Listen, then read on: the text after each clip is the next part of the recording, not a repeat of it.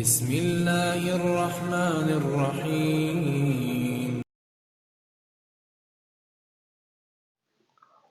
نحمده ونصلي على رسوله الكريم. أما بعد فأعوذ بالله من الشيطان الرجيم. بسم الله الرحمن الرحيم. وأنذر عشيرتك الأقربين. صدق اللہ العظیم. محترم سامعین و ناظرین، ربیع الاول کا مبارک مہینہ ہے. نبی کریم صلی اللہ علیہ وسلم پر جب وحی کا آغاز ہوا، غار حرا کے اندر اقرأ بسم ربک الذی خلق، اس آیت مبارکہ سے آپ کو نبوت عطا فرمائی گئی. نبوت کا تاج آپ کے سر پہ سجایا گیا، اور اس کے 3 سال بعد پھر یہ آیت نازل ہوئی، وَأَنذِرْ عَشِيرَتَكَ الْأَقْرَبِينَ. اپنے قرابت داروں کو دعوت و تبلیغ کا حکم دیں، انہیں جہنم سے ڈرائیں. اب 3 سال کا زمانہ، یہ جو عرصہ ہے، یہ فترت وحی کہلاتا ہے. یعنی 3 سال تک کوئی وحی نہیں آئی، اللہ کی طرف سے پیغام نہیں آیا. منصب نبوت تو عطا کر دیا، لیکن باقاعدہ اس کا آغاز، دعوت و تبلیغ کا جو سلسلہ شروع ہوا، وہ اس آیت مبارکہ کے بعد. تو آپ نے سب سے پہلا کام یہ کیا کہ صفا کی پہاڑی پر چڑھ کر یہ اعلان فرمایا، اپنے خاندان والوں کو، قریشیوں کو، بڑے بڑے سرداروں کو بلایا. آپ کا خاندان سب سے اونچا خاندان، سب سے اعلیٰ خاندان اور سب سے بڑا خاندان آپ کا ہے. قریشی سب سے اعلیٰ نسب والے ہیں، تو آپ کے خاندان والے سارے سردار تھے. ایک ایک کا نام لے کر آپ نے پکارا. سارے جمع ہو گئے. جو چل کے آ نہیں سکتا تھا، اس نے بھی اپنی طرف سے کوئی نمائندہ بھیج دیا، جا کے دیکھیں آج اعلان حضور صلی اللہ علیہ وسلم کی طرف سے ہوا ہے. لوگ جمع ہو گئے. اتنے لوگ جمع ہو گئے کہ اس سے پہلے بھی وہاں اعلان ہوتے رہے، کوئی اتنا بندہ جمع نہیں ہوا. جس طرح آج کے دور میں لاؤڈ سپیکر میں اعلان کیا جاتا ہے، اس وقت صفا کی پہاڑی کے اوپر کھڑے ہو کر کپڑا ہلاتے تھے، پتہ چلتا تھا کوئی خاص بات ہے. اور جب نبی کریم صلی اللہ علیہ وسلم نے اپنی چادر مبارک ہلائی اور آواز دی، لوگ جوک در جوک جمع ہو گئے. بہت بڑا مجمع جمع ہو گیا. تو سب سے پہلے آپ صلی اللہ علیہ وسلم نے اپنے آپ کو کردار کے لیے پیش کیا، اپنا محاسبہ کیا، اپنے آپ کو حساب کے لیے پیش کیا. فرمایا، حل وجدتمونی صادقا او کاذبا، کیا تم نے مجھے سچا پایا یا جھوٹا؟ لبثت فیکم عمرا من قبل ہی، اس سے قبل میں نے تمہارے اندر 40 سال 43 سال کا عرصہ گزارا. 40 سال میں نبوت ملی، اور 3 سال بعد کے جنہیں زمانہ فترت کہا جاتا ہے، 43 سال کے عرصے میں تم لوگوں نے مجھے کیسے پایا؟ ہر ایک نے یہی کہا، آپ کو ہم نے صادق، امین اور سچا پایا.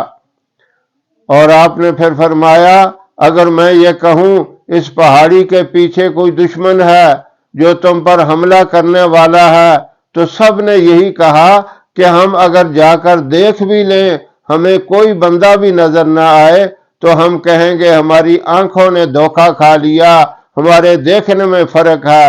لیکن آپ کی جو سچائی والی چادر ہے، اس میں آج تک ہم نے کوئی داغ نہیں دیکھا.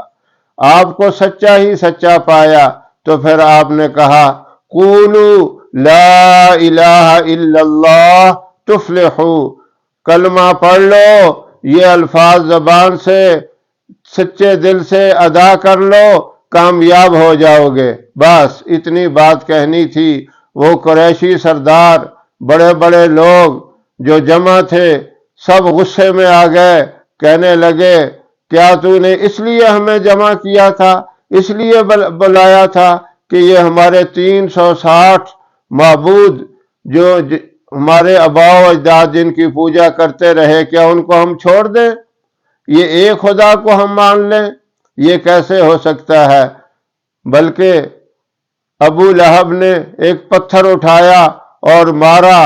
जब ये कहा, तब्बन लका या मोहम्मद, जब ये बात कही, ऐ कि मोहम्मद सल्लल्लाहु अलैहि वसल्लम, नऊज़ु बिल्लाह, आपके हाथ टूट जाएं, आपने इसलिए ये कहा, तो अल्लाह को ये बात गवारा ना हुई, अल्लाह की गैरत ने इस बात को बर्दाश्त न किया।